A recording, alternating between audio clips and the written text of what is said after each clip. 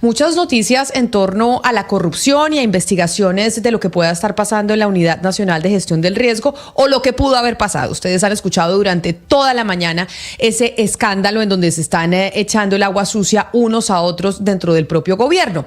Y eso nos hace acordarnos de otros escándalos de corrupción que ha vivido Colombia. Pero hay uno, Claudia, en particular, del que hablamos mucho en los medios de comunicación durante muchos años y que tuvo una noticia positiva para nuestro país la semana pasada. Y le estoy hablando de la refinería de Cartagena, Reficar. ¿Cuánto tiempo no hablamos de lo que pasó en Reficar, de los sobrecostos, de la cantidad de plata que pagamos por esa refinería que decíamos es que se pagó 5 veces lo que se debió haber pagado y tuvimos unos pleitos gigantescos con otras compañías que eran aliadas de Reficar para construir esa refinería? Pero frente a esos escándalos de corrupción que les hacemos tanto seguimiento en los medios de comunicación y que son muy importantes para cuidar la plata de todos los colombianos, pues también es importante hablar cuando tenemos noticias positivas.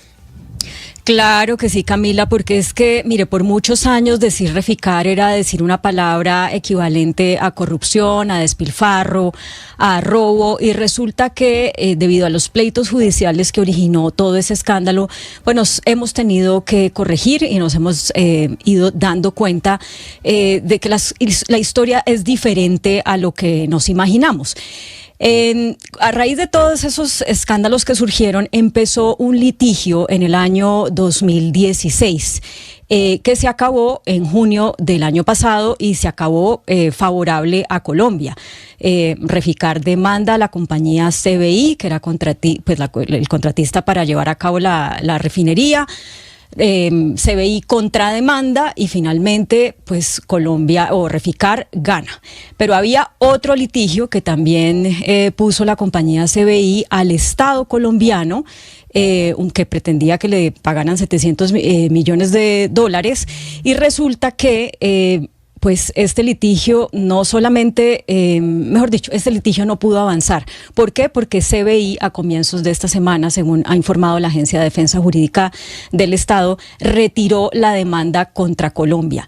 Y las razones son muy importantes de entender, Camila, porque si Colombia hubiera perdido, aquí estuviéramos diciendo, o sea, sería el gran escándalo. Pero Colombia ganó y eso no quiere decir que la noticia deba ser más pequeña. Y por esa razón, por eso que estamos hablando, porque le hemos hecho mucho seguimiento al tema de Reficar, es que nos acompaña el presidente actual de la refinería de Cartagena, Germán Galán.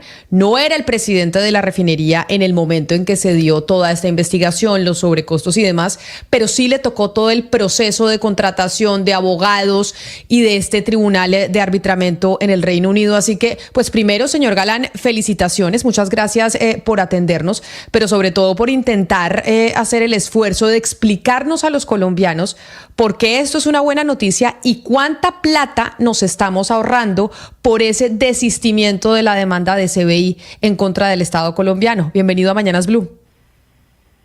Con mucho gusto, Camila, Claudia y a toda la mesa de trabajo, muchas gracias por esta oportunidad.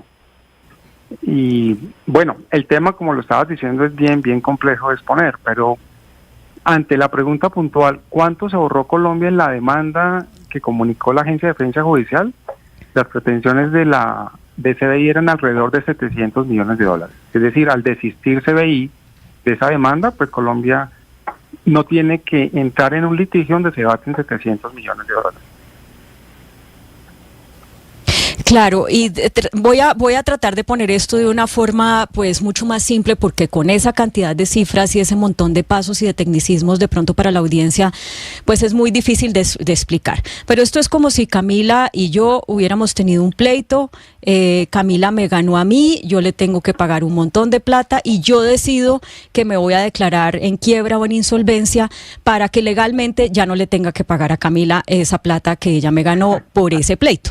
Eso fue, digamos, lo que sucedió a raíz del primer litigio que yo estaba tratando de explicar ahora, que fue entre Reficar y CBI.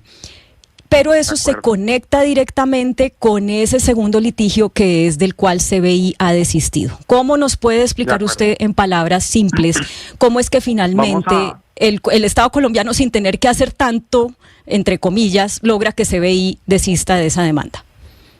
Sí. Mira, vamos a hacer de cuenta, como dices tú, que estamos en salón de clase.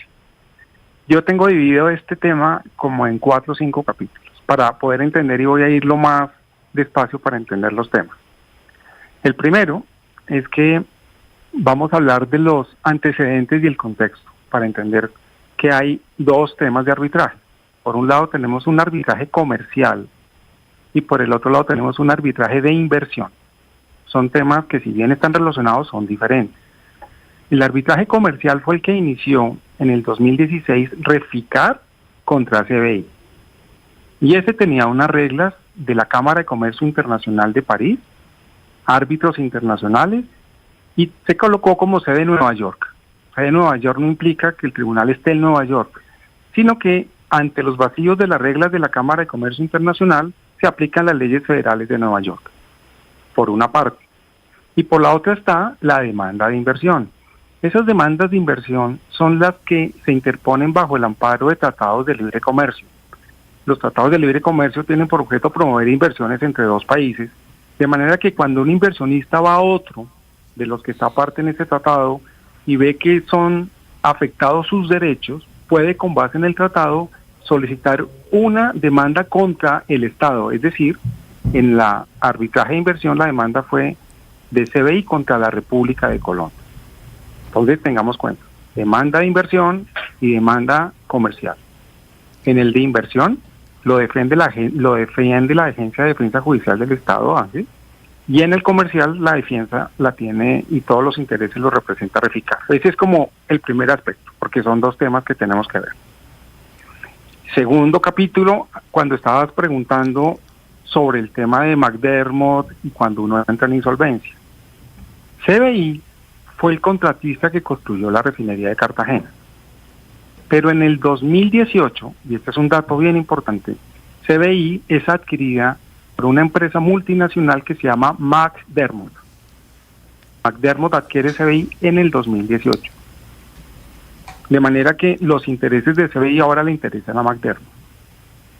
Eso ocurrió en el 2018.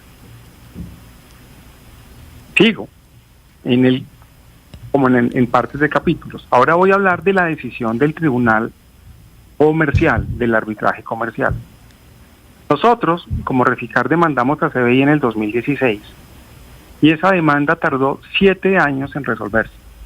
Fuimos notificados en junio del año pasado de la decisión de los árbitros.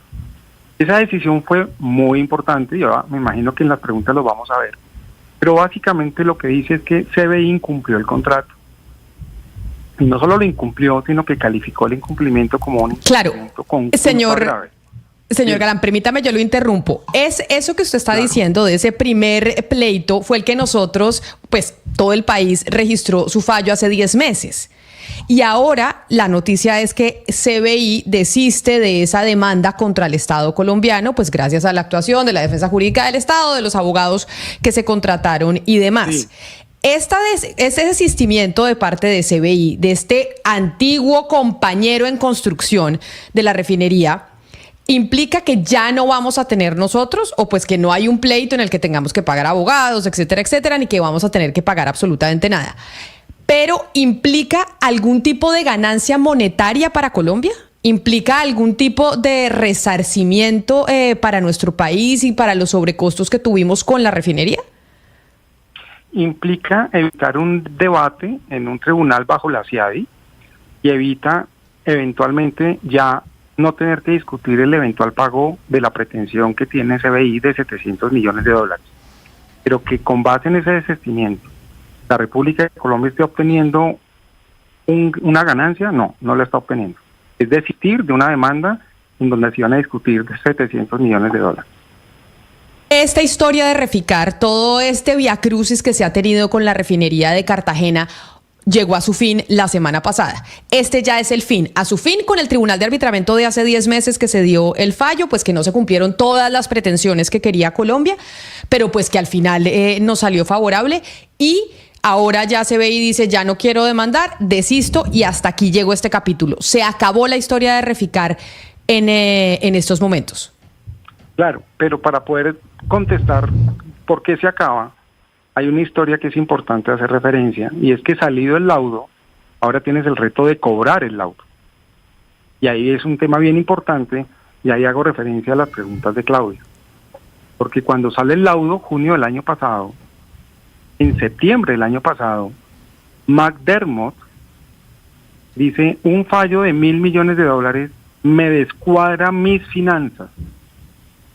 Es decir, pone en riesgo de insolvencia o de liquidación a McDermott, es decir, a la gran matriz de CBI. Por esa razón, McDermott en septiembre del año pasado manda a CBI Inglaterra, que era contraparte en el contrato de construcción de la refinería de Cartagena, y a CBI Holanda a procesos de quiebra en Inglaterra y en Holanda. ¿Con qué propósito? Y esto es bien importante, con el propósito de eliminar de sus balances, quitar la deuda con Reficar.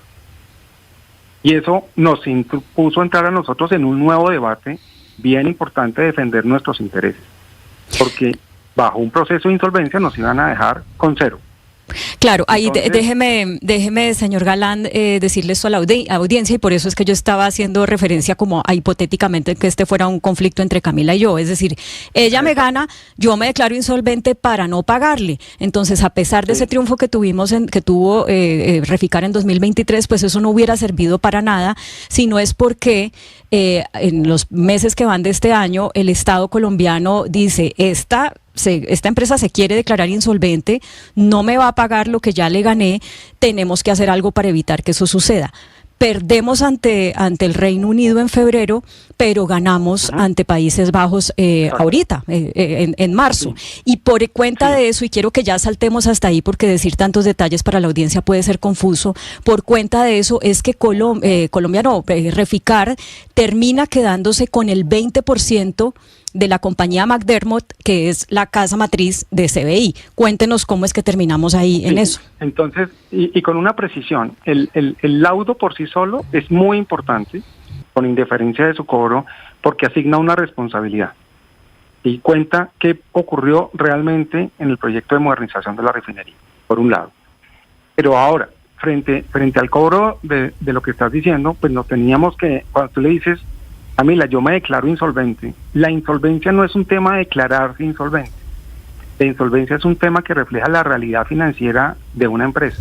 Es decir, que no tiene cómo pagar sus acreencias. Eso no puede uno inventarse.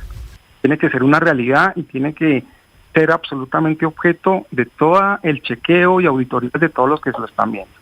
La realidad es que con esta plata que estábamos cobrando, CBI y más importante, McDermott, no tenía cómo pagarle no solo a nosotros, sino a sus otros acreedores. Y esa es la razón por la cual se va a procesos de insolvencia en Inglaterra y en Holanda. En Inglaterra logran el cometido y la Corte inglesa aprueba el plan que propuso CBI, en el sentido de eliminar la deuda de Reficar. Es decir, nosotros contra CBI Inglaterra quedamos en cero.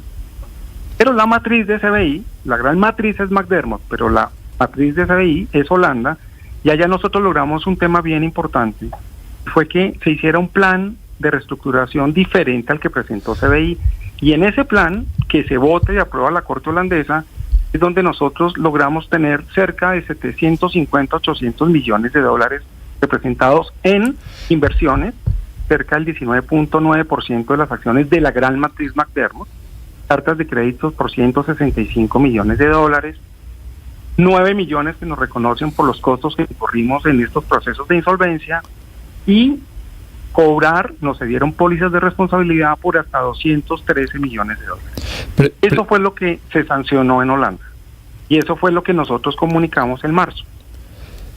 Presidente, pues estas acciones entran dentro de los activos de Ecopetrol, y qué interesante puede ser o qué valioso puede ser para la compañía tener el 20% de una empresa que pues presenta dificultades desde la crisis financiera del 2009, y a partir de ahí vienen un poco los retrasos de las obras. Ese 20% de acciones en términos de activos es interesante para Ecopetrol. ¿Estaría la empresa satisfecha de cara al futuro tener eso o no es tan valioso? Nosotros, cuando estamos discutiendo el proceso de insolvencia y la opción es recibir acciones de la gran matriz, pues obviamente valoramos en qué estado y en qué situación financiera está la matriz. La situación financiera de la matriz es Sin este acuerdo está en una situación precaria, pero con este acuerdo y con las obligaciones que le impusieron a otros acreedores de dar plazos, de dar periodos de gracia y de hacer nuevos créditos, es una empresa que en la valoración que nosotros le estamos dando de nuestra participación a hoy es cercana entre los 400 y 450 millones de dólares. Es decir, nosotros vemos que esa empresa tiene un futuro si sanea sus finanzas y sigue ejecutando los contratos que está haciendo hoy en día. Claro, es una empresa que viene en dificultades. En el 2018 se acogió a capítulo 11 en Estados Unidos, salió en junio de ese mismo año, pero es una compañía que está suscribiendo contratos con grandes petroleras, sobre todo en exploración offshore. O sea que ese es el valor que nosotros estamos recibiendo de una empresa que vemos con esa proyección. Pues nos ponemos nosotros muy contentos, ¿sabe, señor Germán Galán? Porque sí es cierto que, claro que hay que hacerle seguimiento a todos los escándalos de corrupción y ya nos vamos a ver cuál es la respuesta de Sandra Ortiz, asesora del Gobierno Nacional, que acaba de emitir un comunicado de prensa refiriéndose a todo este escándalo que estamos viviendo hoy. Pero este que ustedes tuvieron, esto que fue titular de la prensa durante tantos días y tantos años, pues qué bueno que haya llegado a estas instancias y que ya hayamos cerrado ese capítulo que fue tan doloroso para las finanzas de los colombianos. Así que mil gracias, presidente de Reficar, por estar con nosotros hoy aquí en Mañanas Blue, y felicitaciones, que no podíamos dejar pasar de largo una noticia de estas dimensiones para Colombia. Camila, no, muchas gracias a toda la mesa y gracias por sus palabras.